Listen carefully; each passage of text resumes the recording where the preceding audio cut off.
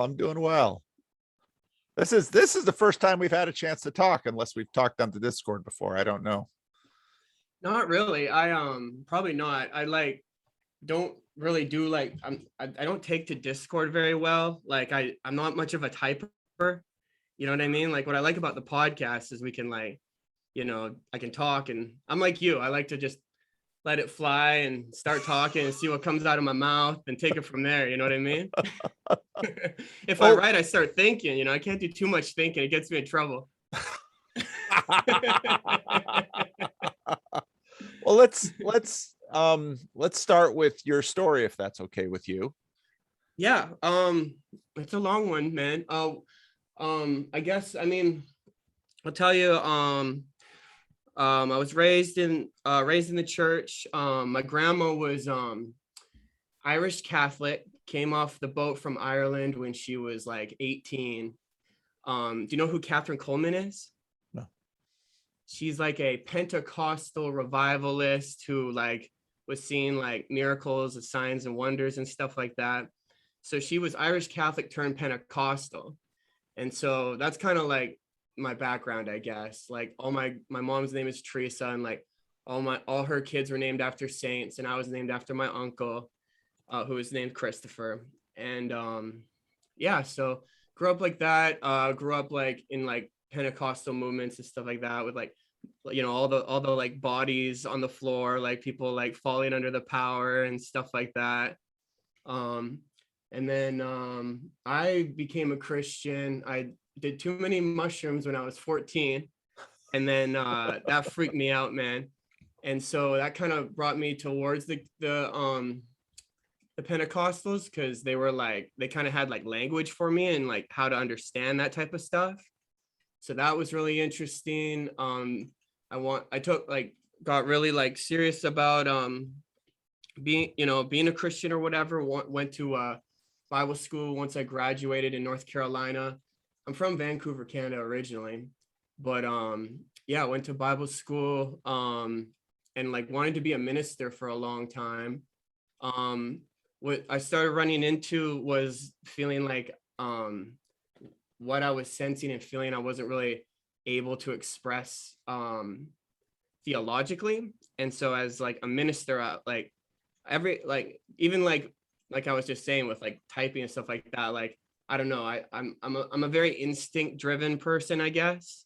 And so I like to just go off instinct. And so Bible school was you have to back up what you say with a scripture. And I don't know, I didn't know how to do it, right? Because I actually read the Bible a lot because I took that seriously, but there was something about it that just wasn't working for me. And so that got me into music and more of an artistic path of trying to express myself, because the thing about music is that it's open to interpretation, and I got the creative license to kind of say what I want to say, you know what I mean? And if it's wrong, well, it's art. Even if it's wrong, as long as I made you feel something, that's all I really care about, right? So there's a potential title right there. Yeah, exactly. Well, yeah, and Picasso said that art is a lie that tells the truth. And I think that's very true. We're all we're all looking in the dark, right? Trying to figure this whole thing out. And what I really appreciate about you and everything that you do is you're making so much room for people to be wrong. You're making so much room for it. And the thing that's so interesting about your estuary and everything is you got people from all different perspectives, and they're all clashing and whatever, but the conversations are healthy and helpful and productive and stuff like that. And there's room. And then and then you don't just have Christians in there, you have non-Christians and whatever. And one of the things that was most empowering for me that you always or that I've heard you say before was we gotta even have some heresy in here, because we gotta be able to separate the good ideas from the bad ideas. And so one thing that I've really respected about you and your project the intellectual courage and confidence that if you're wrong, you're okay with that. You can learn, and we can find out how we're all wrong together, right? You were just saying that even with your talk you were having with the third lobe quartet. You were saying, like, they won't tell me what they really think in church. Yeah. That's a problem. Do you still go to church or not? So I go to Joel Osteen's church. Do you really? In Houston, Texas. Oh my. That's a big church. Well, man, like, it's very interesting because I'm like really interested in, like, there's like a big like Orthodox thing happening, right? In this online community. And it's super, super interesting. And I'm very interested in what the Orthodox have to say. And so I've got this on that one side. But to be honest, like, I really like a lot of things about Joel Osteen's church. And if you can get, it's a 16,000 seat stadium. Yeah. And usually it's probably half full, most services, and maybe a little less than half. But if you can get that many people in a church all worshiping, and by the way, like, incredibly diverse. Oh yeah. And like Houston's incredibly diverse. I think it's the most diverse city in the world. And man, there's something really powerful even about, like, it's got to be probably like 8,000 of us all like singing together, worshiping, like, and then, like, the message is very simple. I've gone to Bible school, so like me and Sarah pointing out, like, my wife, we met in Bible school. We're pointing out, like, that's not what the Bible says. Like, he got that wrong. Like, he's misquoting scripture. We love it. And like, I don't know, to me, it's almost like it's like I got the estuary and like some of like the interesting like traditional Orthodox thoughts on one sense, and I've got, like, to me, like, wherever church has been going, which is this, as you've talked about at great lengths, this mega church style, for better or for worse, which is very interesting. And there is something about it. So so I go to church. I go to that church. Part of what I like about that church, to be really honest, is that I can hide in it. That I can, that I don't have to, that I've even, and I think a lot of people can relate to this, is that people take liberties, and people like take liberties in terms of well, I remember like being in Bible school and people telling me that me and my wife weren't supposed to be together, for example, which is okay. You can have your opinion, but there is something about having like this, coming from a spiritual place, and then making statements like that. And I don't know. So I'm like, I don't know. I don't have like, I'm a Christian, and like, I understand that, like, I really like a lot of the conversation that you guys talk about how Christianity, even the idea of like the earth being made in 7 days or whatever, maybe it's just like a heuristic, right? Like, maybe it's symbolic, and maybe it's a heuristic and simple way for us to understand it. And for me, like, I understand how that heuristic maybe has to just be all there is for some people, but I know for me, like, I want to ask all the dirty questions, and I want to get into all the dirty details, and I want to ask, and because I think it's like the same thing, like the same like confidence that, like, I think that you have, which is like, if I'm wrong, I can find out and I can learn, and I'm not afraid to ask those big questions. So that's what I really appreciate about you. Well, thank you. Well, how did you find me? Have you heard of this guy? His name's Jordan Peterson. Oh, yeah. I was listening to him, and like, what attracted you to Jordan Peterson? So like, after Bible school, like, I left Bible school, and I had a bad taste in my mouth about a lot of like stuff like that, like just different things, and like, you were even I was just listening to a podcast you did with a guy who like helped with like counting the offerings and stuff like that. Like, I've done that, And I've seen how much money comes through sometimes. And like, I don't know. I also like knew people who were like missionaries that were supposed to be like funded by this church, but they didn't have the money. And I don't know. There was things where I was like, ah. And so I went through the same phase that I guess everybody else went through, where I like started deconstructing and asking all these questions and trying to figure it all out, right? And like, and so Jordan Peterson was like, you know, kind of the same, like one thing that like a guy like Sam Harris came through and did for so many people was make people feel intellectually insecure if you're a Christian. Do you know what I mean? Yep. Like, I don't want to look stupid. I don't want to believe this. And it's just because like my parents told me or I'm dumb or something. And so, it's funny because I've actually come full circle on that, because Jordan Peterson was actually the guy that started giving a lot of intellectual credibility towards Christianity and kind of drawing me towards that.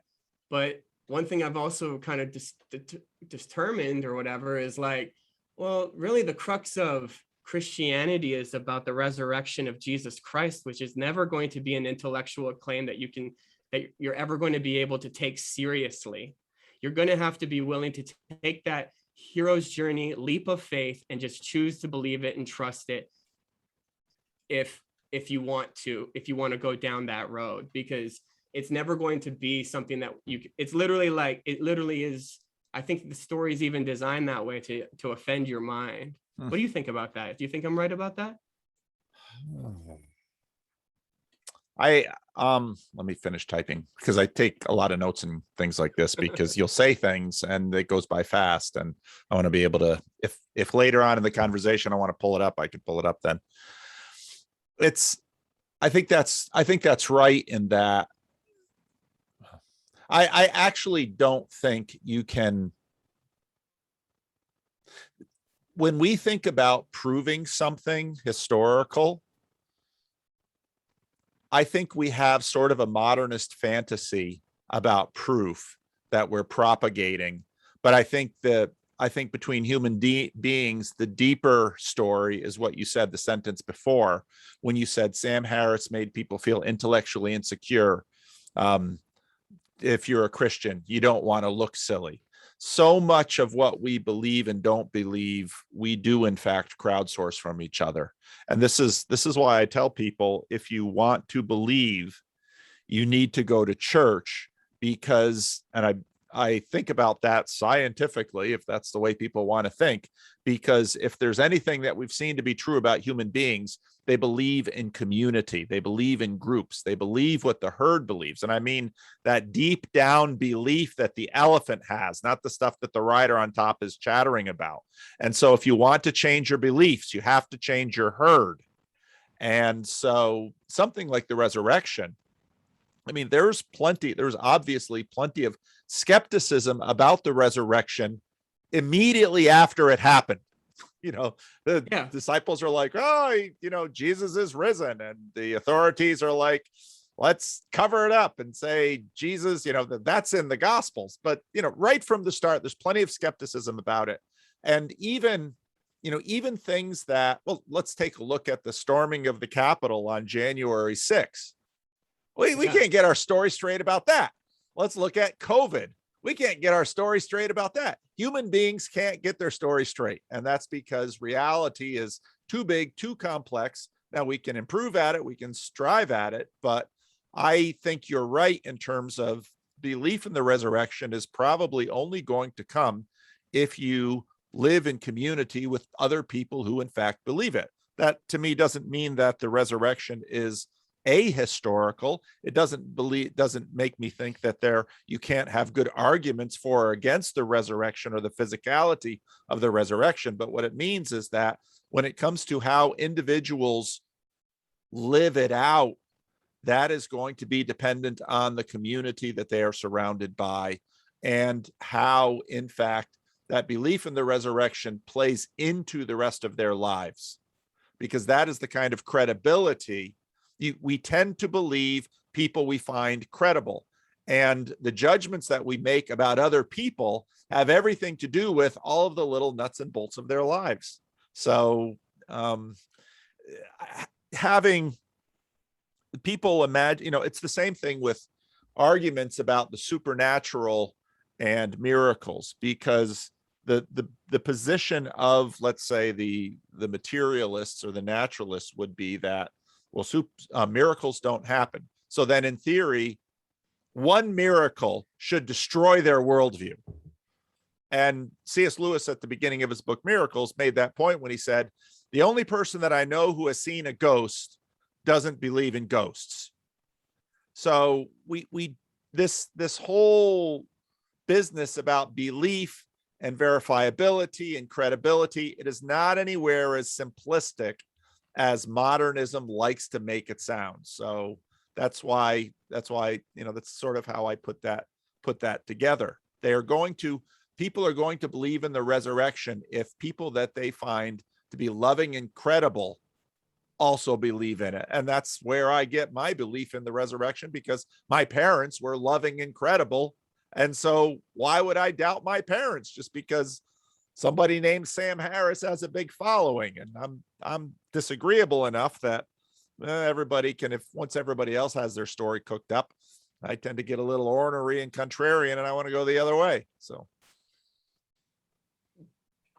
I need it to be true.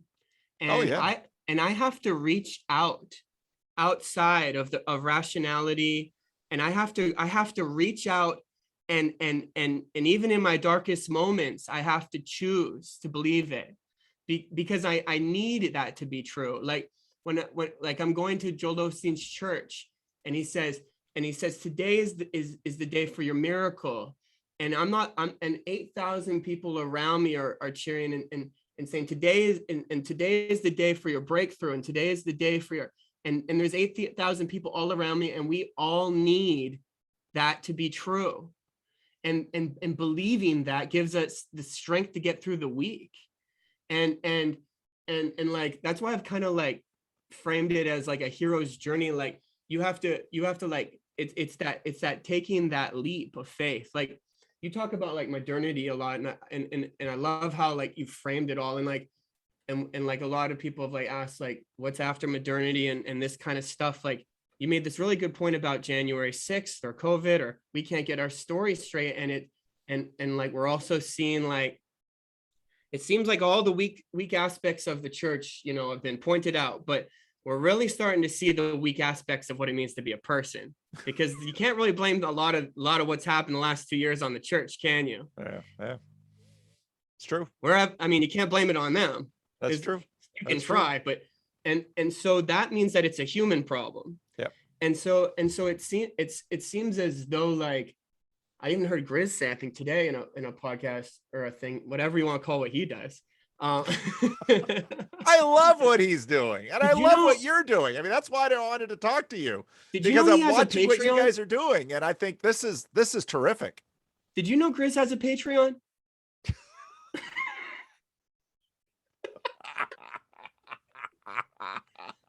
You can for $5 a month you can help him. I still got to go there because I am going to support him, because that's just going to be way too much fun. But he said that all things are an act of faith. Like even the idea, like I'm not good enough to do something, is something he was saying. Even that is an act of faith, because you're focusing energy on what you can't do, and like what I've been asking myself is like, is after modernity, is it something like a post-rational? Are we going into an age of post-rationality, where the limitations of rationality, the Enlightenment, all of these things where we thought we could trust in our mind in order we thought that we could rationalize our way into a utopia, and all we're creating is hell. And we need something outside of ourselves, or it's only going to get worse. Yeah, I think you're right. I think that's exactly where we're going. We're going into a post-rationality, and then you've got modernist types who are saying, no, we can't go there because it won't be rational. But everybody's looking at them like, I don't believe in your rationality. I doubt your rationality, just like you doubted that God. And of course, Yeah. then the rationalists are exactly where the Christians were, and they're like, you know, oh, I don't know what to say to you. And but then the hard questions are, okay, well, how do we live? But the problem is we've never really lived upon this rationality. And I think that's where the meaning crisis conversation gets interesting, because the meaning crisis is sort of a deep dawning of the implications of this rationalist world that we're going to lose ourselves in there too. And we can't do that. Like we're so rational, but we've invented a word called chest feeding.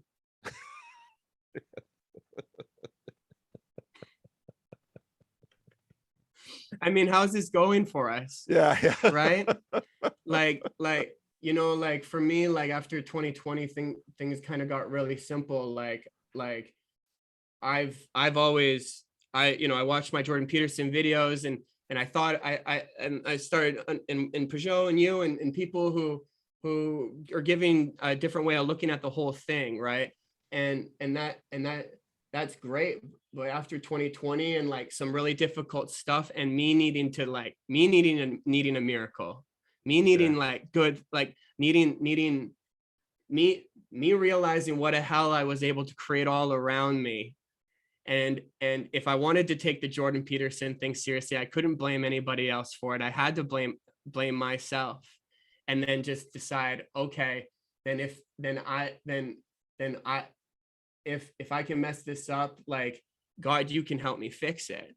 And I had to reach out outside of myself, and that's something that you know how they say, like, there's no atheists in the fog of war. You know what I mean? Like, there's difficult moments, like the atheists don't exist, like, because you can't afford to. You have to reach outside of yourself to keep going, to, you know, as a pastor. I mean, this is pretty much what you do, right? You help people go on. Yeah.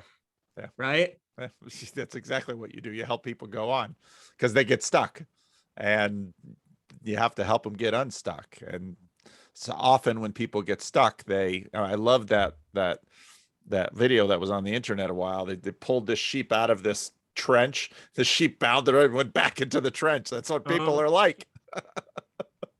What we do. So when and why did you get started playing with YouTube?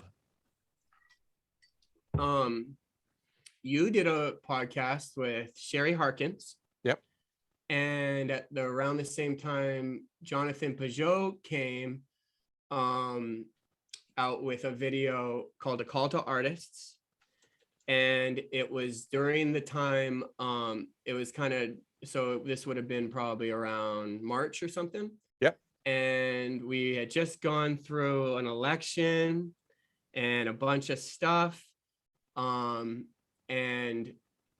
we went through all kinds of stuff in 2020. Yes, we did. And I based off of what Jonathan was saying in that video, I just knew that I had to do something. So that made me join the art group. And then my favorite scripture is Hebrews 11:10. Abraham went not knowing where he was going, looking for a city whose builder and maker was God. And so I've always kind of felt like I'm following my nose a little bit, following my instinct, and not knowing where I'm going and following it. And so much of what YouTube is for me, and it seems like that's pretty similar for you, is really not sure what we're doing, but we're doing it. And true. And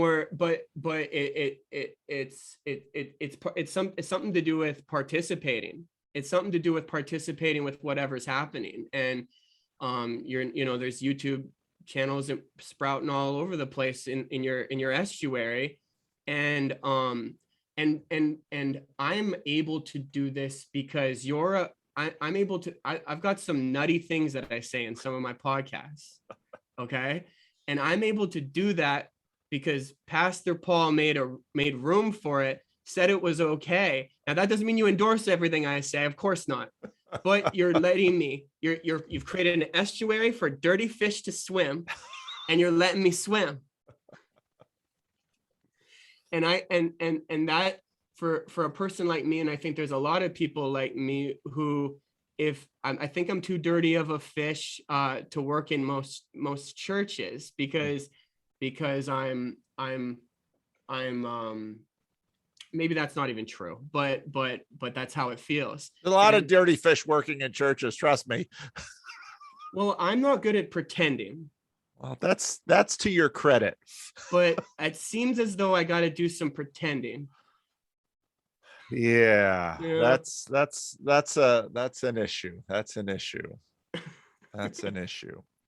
So did you have any experience working with YouTube or videos or anything, or did you just dive in completely?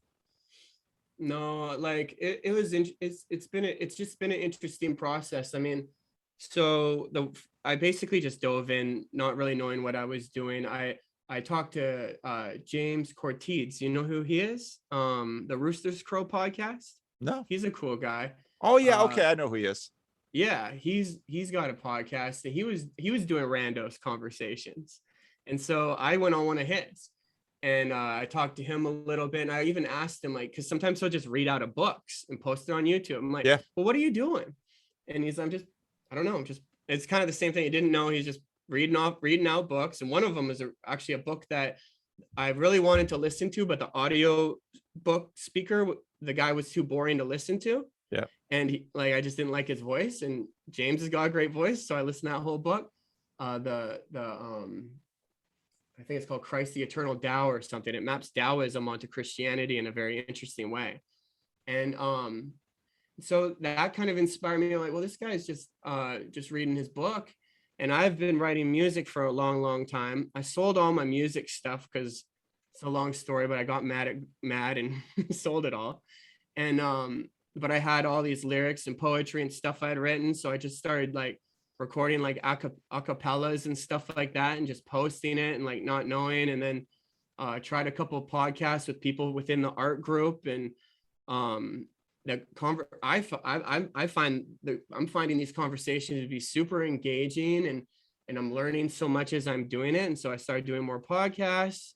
And then recently I've been messing with remixing some Big PVK and some other of these rappers that nobody's heard about. Well, and I've really, I wanted to, you had a video a couple days ago, and I started my clips channel a while ago because I wanted a clips channel where I could reliably I wanted to use a clips channel the way that I've used my blog for years, which is a place that I could reliably find things I find because I see something and I think I might want to use that. But with the internet, it's going to be hard to find it again because I know myself and I've lived with myself for a long time now. And so you make a clips channel, you just put it all in one bucket and there it is. And so I started that, but then I got distracted and I let it fallow for a while. And so, a couple days ago, I saw a couple things that Grizz did. So I got to throw that on my clips channel so I can find them again. And so I saw some stuff of yours that I thought, oh, I want to throw that on my clips channel. I want to find that again. I thought your the other symbolic world, that what I've really enjoyed is, watching you collaborate with a number of the other people in this estuary, and this online estuary space, at least, because I see that kind of creative collaboration as productive. And I declared on Twitter today that my new favorite YouTube channel is Grizz's YouTube channel.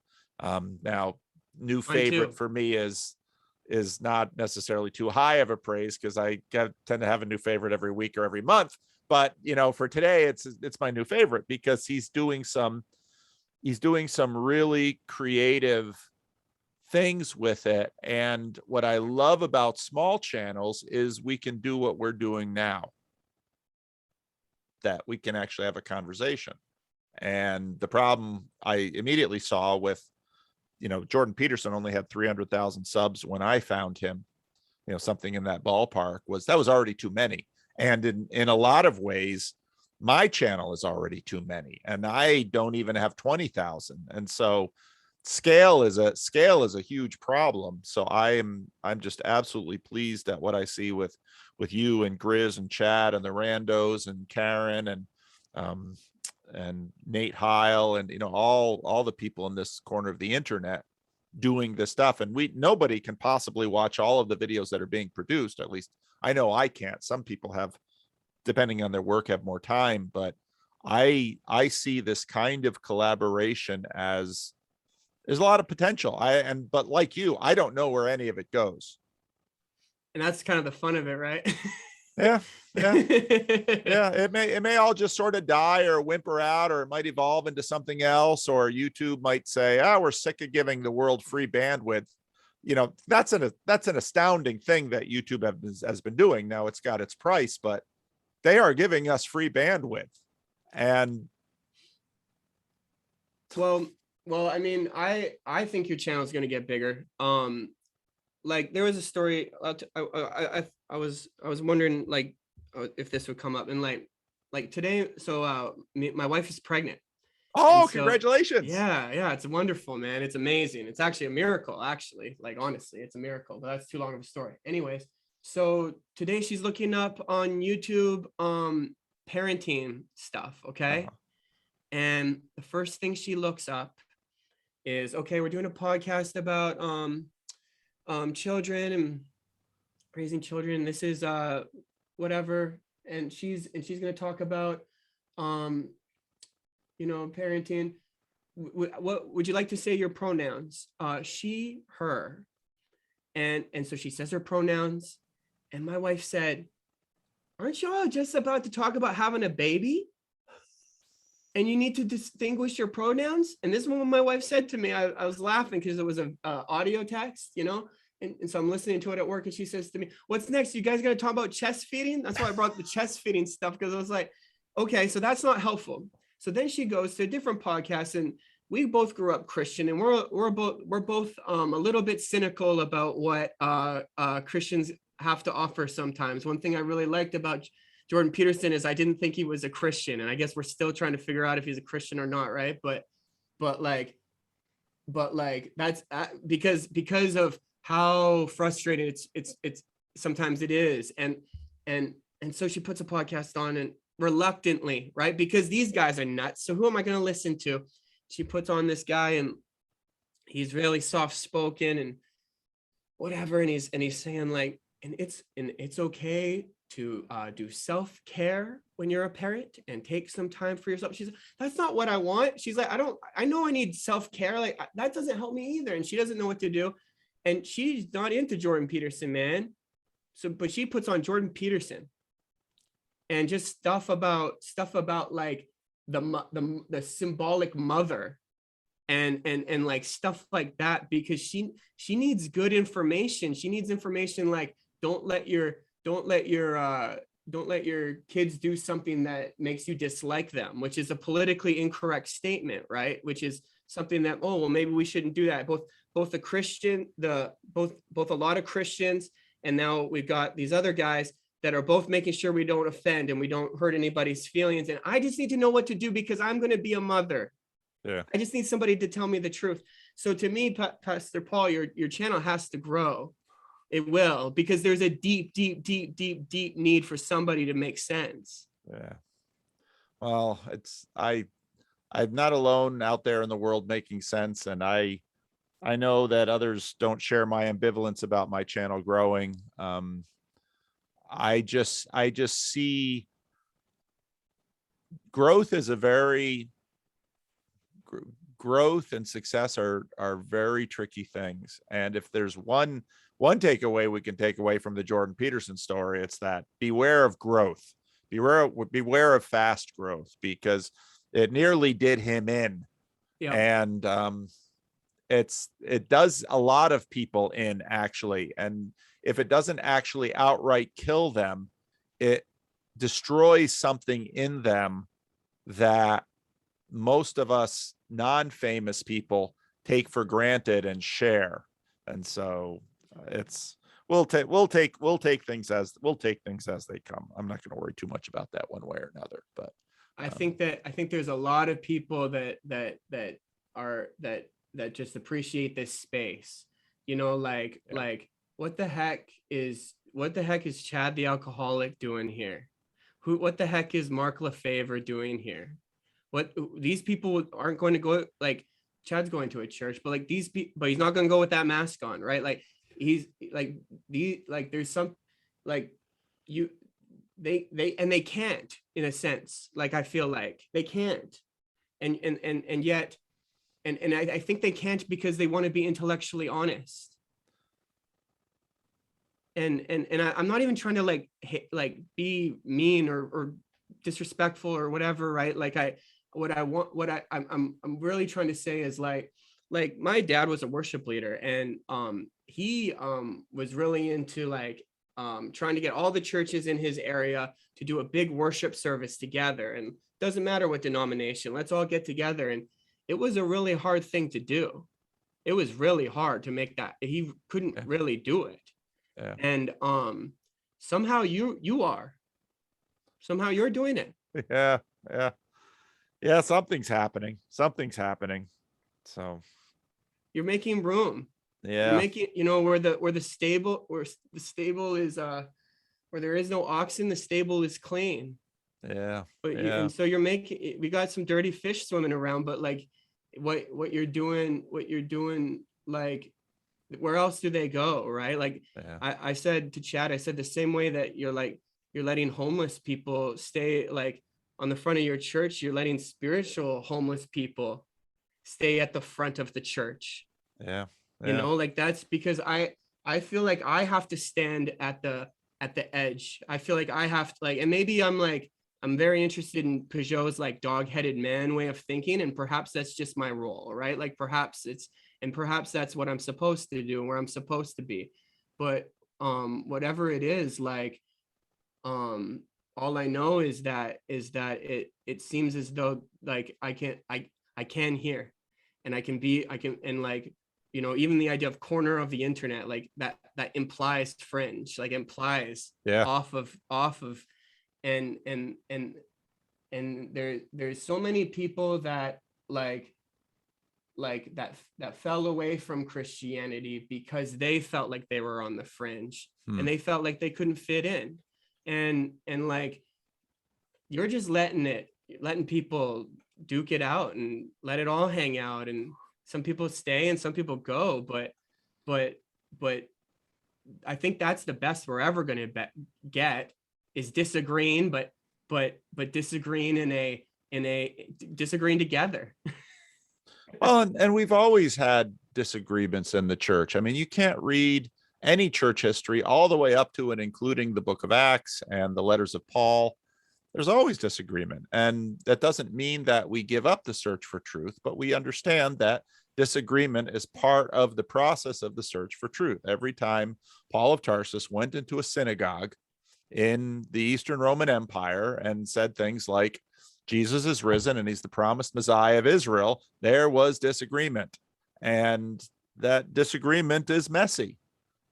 But that's better than this conformity that leads to people who are disagreeing quietly. Now, you can't always vocalize all of your disagreement, and I certainly don't. But I've the most gratifying thing for me of this whole experiment that I've been doing, not even knowing I went out to launch an experiment, I mean, this is just me, has been, you know, this community, these little communities that have formed, like Sherry's you know, arts project. And you know, there's just, I've just always, as a pastor, I just began to know that in church, people sort of kind of shut up and conform and play nice in order to make the community work. And that's okay at a certain level. Not everything needs to be vocalized, not everything needs to be aired, by no means. Yet at the same time, this sense of duplicity where you have to betray something in yourself in order to participate is fundamentally counterproductive, even to the work of the church, which in fact wants to lead people into truth and light. Because if you don't give people the space to process, then they're going to wind up playing games, and you're not actually going to help people get to a point of, integrity, authenticity. I hate all those buzzwords, but those are the words that we're using these days. So I I I I've stayed Protestant because I've asked the question if perhaps the idea of breaking, like being a Protestant and breaking away from the church, perhaps like there was an aspect where maybe we should have just hashed out our ideas and maybe we shouldn't have left, right? I've thought about that. And I don't know, but all I know is that as we've gone forward and things have played out, what's happened is that we went from a Catholic church to Catholics versus Protestants to Protestants like breaking into a million different categories. And now like in so many ways, I think that postmodernism is the ultimate, like the church of one. We're all the church of one. And we can say that that's a bad thing. I could definitely see why that's a bad thing. But what's very interesting about being the church of one is that now, instead of ritualistically in a procedural knowing kind of way of walking it all out, we can have more. It seems as though the individuality, for good or for bad, that is here now is empowering people as individuals to engage with Christ's message. And I wonder if that could be an incredibly powerful thing, that we're all disintegrating into churches of one, but then if there's a way to come back together, isn't that much more powerful, right? That would be the body of Christ, right? Because instead of us all pretending to be arms, I don't pretend. I am not an arm.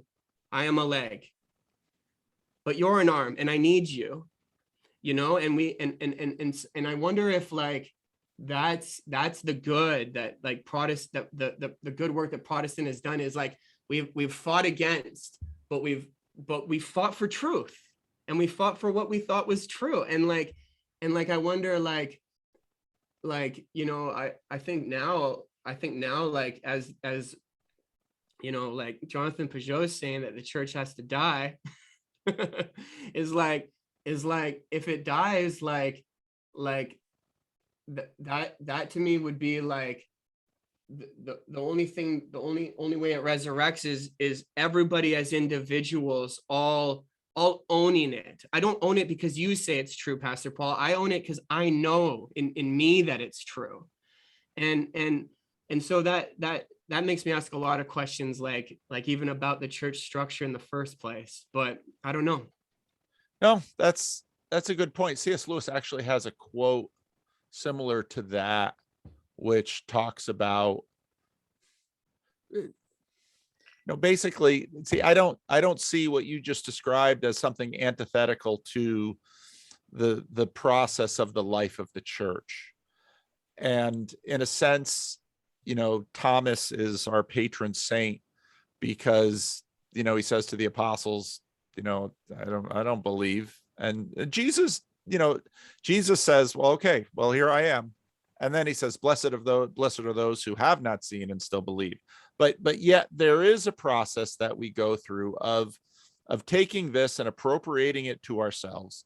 And that process is always messy. I think to a degree, we look back in history, and because there's so much information and we have so little of it, we even reduce that to a lower resolution. And we just imagine, well, all of them think the same thing. And I see that all that time in the way mass media talks about the church in America. It looks at these churches and just imagines everybody in that church is voting the same way. Everybody in that church believes the same thing.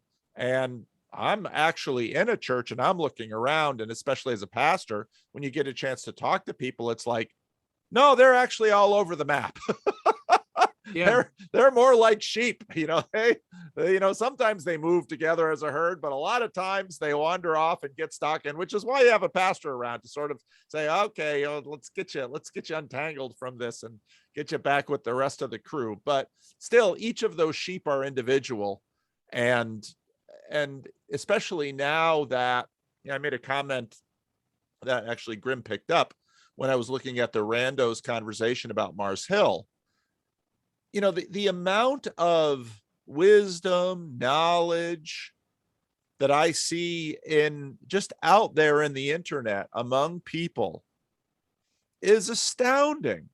And, we sort of had the idea that, at least this was to a degree in some places, that, well, the pastor's the only one who's ever read any books or knows anything. That's certainly not true today. And I suspect it hasn't always been true. And even if the pastor's the only one reading books, especially now that we're simply so awash and, we've got a ton of propaganda and a lot of misinformation and stuff out there, but a lot of people know something.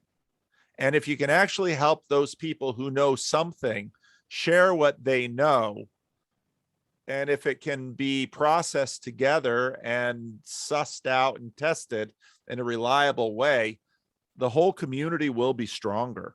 And it's just a terribly messy business to move towards that. But I don't see any other way right now, because the monolithic institutions of mass media modernism are broken. Technology has destroyed them. And so now we have social media, micro media. And so we're in the messy process of doing all this work to hopefully believe truer, know better, but also know more fully and know more passionately in some ways. I think that the best thing that's happened to Christianity is it becoming it not being the dominant religion now, like this wokeism religion. Like, I think it's really good for us. I think it's like for Christians, because like I've been saying this thing of like what so much of like what 2020 and all this time has I think has taught us. Like I said, you can't blame this on the church. And what we're finding out is what we didn't like about religion, it's something we don't like about ourselves. And so we're seeing this secular religion emerge, and we're seeing this whole, and so, okay, go ahead and try to do it without God. Go ahead and try. And like, okay, like not all of us, Sam Harris, can meditate for 12 hours in order to rationalize your way back into your irrational, gobbledygook. And like people have to have meaning, and they'll go and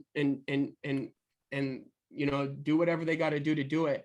And to me, like, so much, and I think that so much of what the new religion is, like, it learned it from us, from the Christians. It got censorship from Christianity.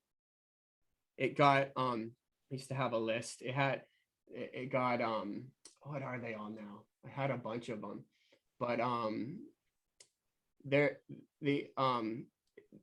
telling you what to think. They're telling you how to be. They're telling you all this stuff, and it's like, okay, so this is just something that people do. Is they think that they got it all figured out, and then they tell you what it is, what you need to do, and I think that all Christians have to do is not do that now, and we'll be good.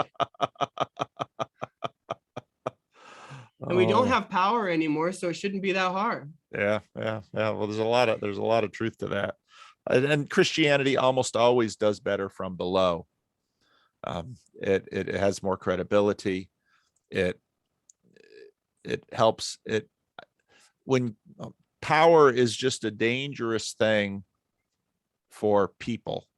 And the problem is that when Christians get certain kinds of power and use it in a certain way, they discredit the label and the master that they put in front of them. And we've seen that many times. We've seen that many times through history. So, and most Christians know that. And actually, Christians know that a lot better than a lot of secular people who are a little spooked by it, because we play it out in church. And so actually part of what we do in church is we try to learn to use the power that we have well with each other, and then to model that. And actually a lot of what Christ says is very much about that. there'll be no masters among you. You're all brothers and you have one master. And yet at the same time, I mean, it's, if you read the New Testament with an eye to these dynamics, you can see that there's a tremendous amount of wisdom and knowledge given in the New Testament about questions of hierarchy and equality, because it's just up and down, up and down, up and down all the time. So I've only got another 15 minutes yet. And so I didn't want to, usually I've got a little bit freer schedule, but Monday afternoons, I call my family, I call my mother and talk to my extended family. So that's important. It's very important now that my father died a number of years ago and my mother lives alone. And especially during COVID, can't miss out on the Zoom call with mom. We need to see each other. And does she live far? Yeah, she lives on the East Coast. So I'm on the West Coast. She's on the Um, East Coast, and I don't get back there Yeah, my as mom much as I is, like or should. So my mom's in Vancouver, and she's not getting vaccinated, oh, and they're making it that you can't fly if you haven't been vaccinated, and wow. so she has to make a choice. What she's gonna do, and it's a crazy world we're living in, man. Yeah. But but I don't know, like it's we're I she she's trying to she's trying to figure out what she should do, and like it's interesting because like that's like a rock and a hard place, right? And all I know is like if that's her conviction, I think she should stick to it, and I think that the grace will come, like one way or another, even if it's the grace to endure, Yeah. or maybe it's the grace for something to change. Yeah. But it will. Yeah. Yeah. It's all the rest of your family up in Vancouver. Yeah, my mom and my sister and my brother, but they're not worried about the vax. So I just saw my sister. She just visited. Canada seems to be a little stricter on a lot of these things than the States. Yep. That's where I'm from, and that's what I really like about the U.S. is like is is freedom. Like as much as I mean it's not what it was, but it's still I mean I'm in Texas now, which is like one of the last places. There's still a lot of rednecks out here, right, that still believe in their freedom, man, right? And I'm all about that, right? So I vibe with that for sure. Can I say one more thing before we go? Oh, absolutely. Yeah, we've got a few more minutes. I just wanted to give you a little warning. So, because people often have a list and they're like, well, I wanted to talk about these things. And so I don't want the end of the time to slip to sneak up on you. Well, I kind of wanted to embarrass you a little bit. Okay. I'd like to I think I can make a pretty strong argument that you'll go down in history as a church father. Because I don't think anybody's ever brought all different people from different denominations and atheists and non-theists all together in a conversation, and in a sense like you're forming the new thing. Like after like Pentecostals, and it was charismatics, and it was non-denominationals, and now after non-denominationals it's some kind of non-denominational estuary that's been formed. And to me, this has to be the future. I know it is for me. For my faith is existing with people that can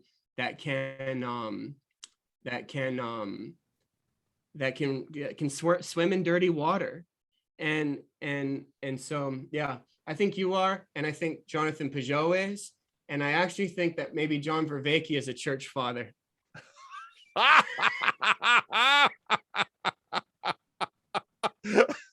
I think in John's way, he would, I think he would be truly flattered and appreciate the comment. And the good Canadian, careful, academic that he is, he would. That's why I'm saying it. That's right. Yeah. Well, and you won't say it either, but like, and of course, and you shouldn't even, but like, but like I think, yeah, I think it is gonna grow, man, because I think that like, you know, like there it, you know, I've been making this joke that we should make Chad Pope. We should make Chad the alcoholic the Pope. And it's because he doesn't want to be.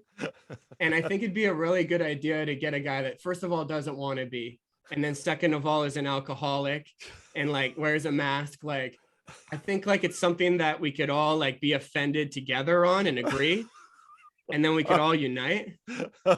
And it's the fact that he doesn't want to, which makes me think that it might be a really good idea, because if you want it, you probably shouldn't get it.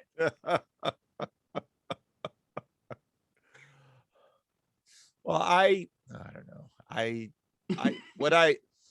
If in fact our little corner of the internet, it's not really whether it'll grow, because it is growing. I can see that it's growing slowly, but I have a mistrust of growth that's too fast. I mean, cancer is a growth that grows too fast. And what you really want in a healthy growth of a movement is pacing, because what pacing and a healthy growth rate affords is actually leadership development to sustain the growth, because that's what you need. You need people who are growing in their knowledge. You need a community that is growing in trust with one another.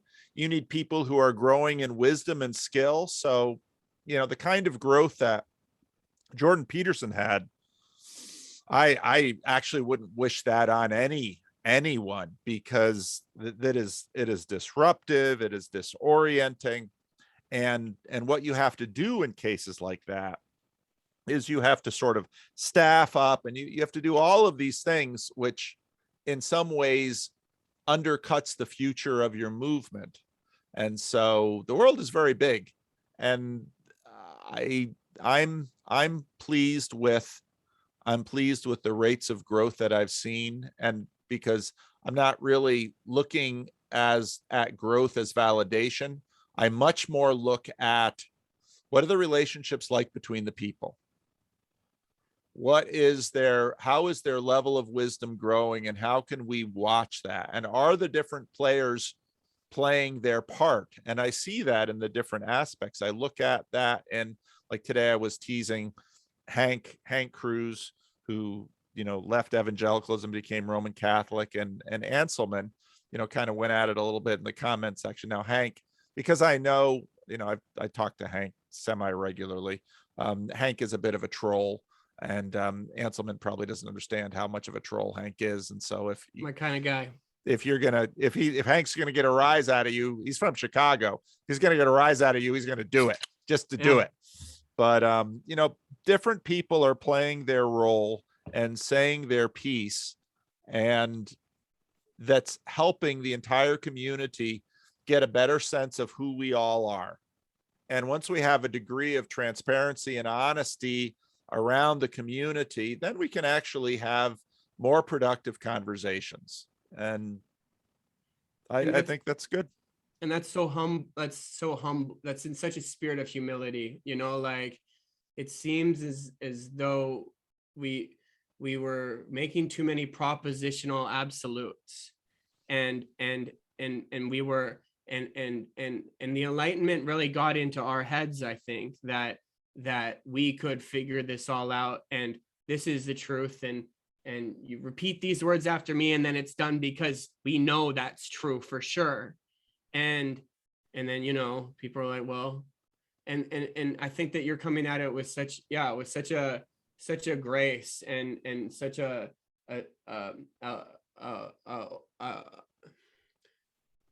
you're, I mean, John, people, pastors don't talk to John Vervaeke, man. Like, not like, most of them don't, man. You know, like they're not, why. because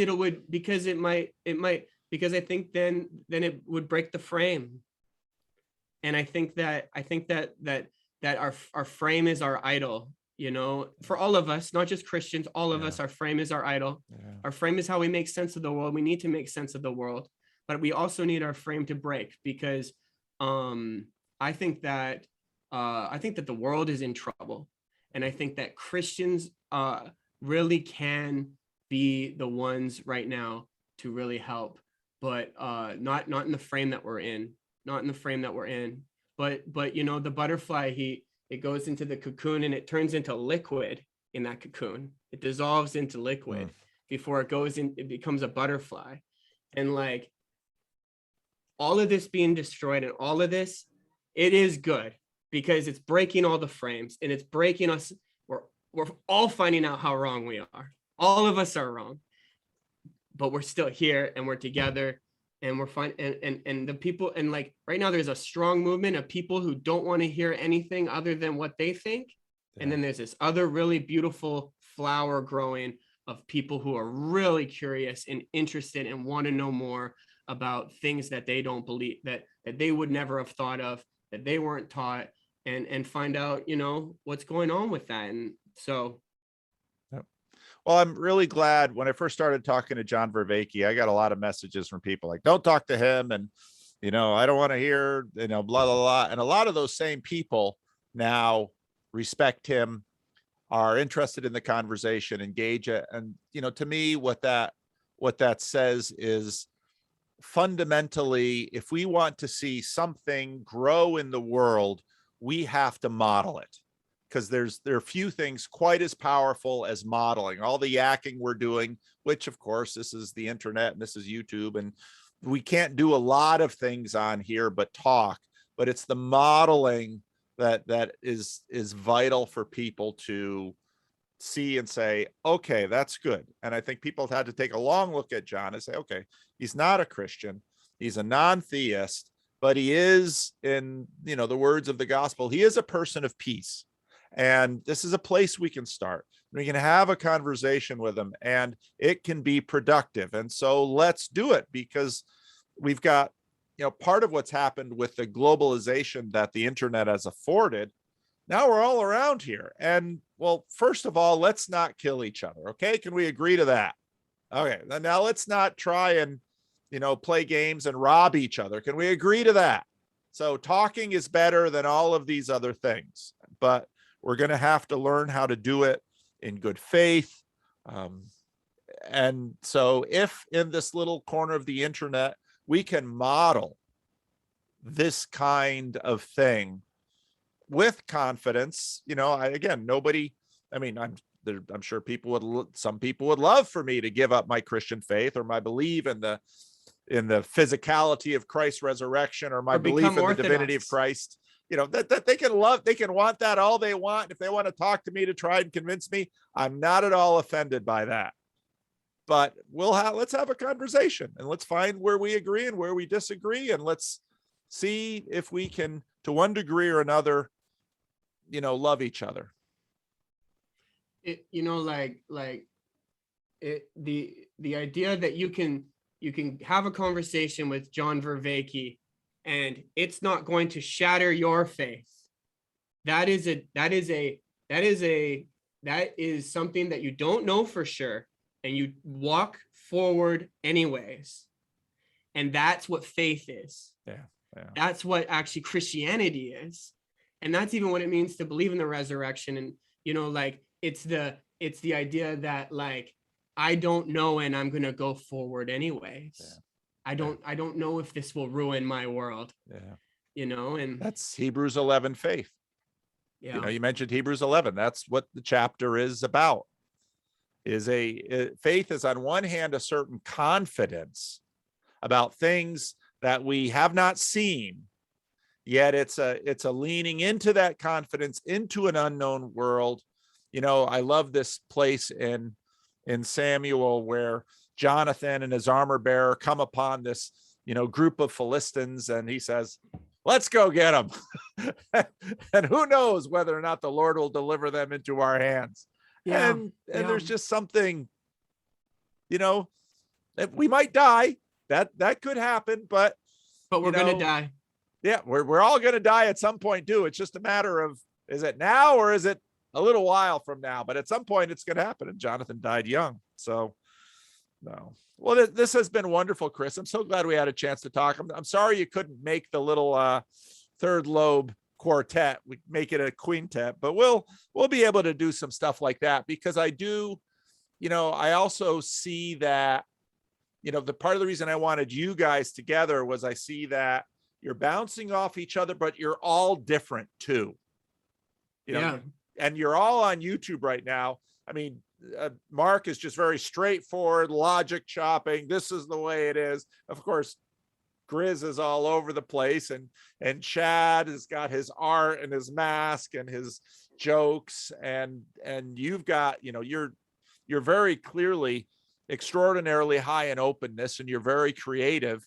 And I love the stuff that you're doing with music on your channel. It's, in some ways it's sort of like Akira the Don, but it's also your own thing. And so I just wanted to encourage you and say, keep doing what you're doing. I want to get a chance to talk to you and meet you a little bit. And, oh, I will, man. I mean, I've got my three church fathers. I'm going to keep remixing them because the world needs to hear it, and they need to hear it in a modern way, in a 2021 way, with big fat ass beats behind it, man. Well, Freddie would love to hear what you're saying. And I'm sure, I'll just speak for Freddie, I'm sure he would give you permission to remix any of his raps that you want. He would. There's a channel out there, Sacred Hogwash, that did some of that to some of the Freddie and Paul show. And I played it for Freddie, and Freddie loved it. So that's what's fun about the internet, taking stuff and twisting it. And the US has to really get a grip on its copyright stuff, because some of, it's such a pain on YouTube. Sometimes you want to use this stuff, you want to remix it. You're not infringing on that intellectual property, right? You're enhancing it. But, I get so annoyed every now and then. I'm very careful about the clips I'll put in, just because I've had, this video swatted down. It's like, oh, I don't have time to fight YouTube over intellectual property rights. I mean, I don't have time for what I'm doing anyway. So anyway, I got my first video taken down on the moderate Protestant song I made, because I used Black Lives Matter footage, and I guess they didn't want me to. Wow. So yeah. It was funny because the largest video on my channel is that video I had with Peterson. Right after I posted it, somebody took that video, cut me out of it, and played the whole video there. And people said, oh, you should give him a strike. And it's like, no, let him go. And, when Jesus, I love the story in the gospel. That's, how I see Peterson, as the unauthorized exorcist. The disciples are like, that guy over there is casting out demons in your name. We need to protect our intellectual property right of Jesus' name. And Jesus tells his disciples to back off. If he's casting out demons in my name, he's with us. All right. That's a pretty open statement, huh? Like that's amazing. making room. That's making room in the inn. It really is. It really is. All right. Well, I've got to go. It was so good talking to you, Chris, and keep doing what you're doing. And I'll post this on my channel. I still have kind of a glut of material, and I try not to too often post more than one thing a day, because the channel of my size can't really handle it. So Grim Grizz has a Patreon you can subscribe to, and hashtag make Chad Pope. Chad Pope. Paintball for Jesus. Paintball for Jesus. All right. Baseball. Take care, Chris. Bye-bye.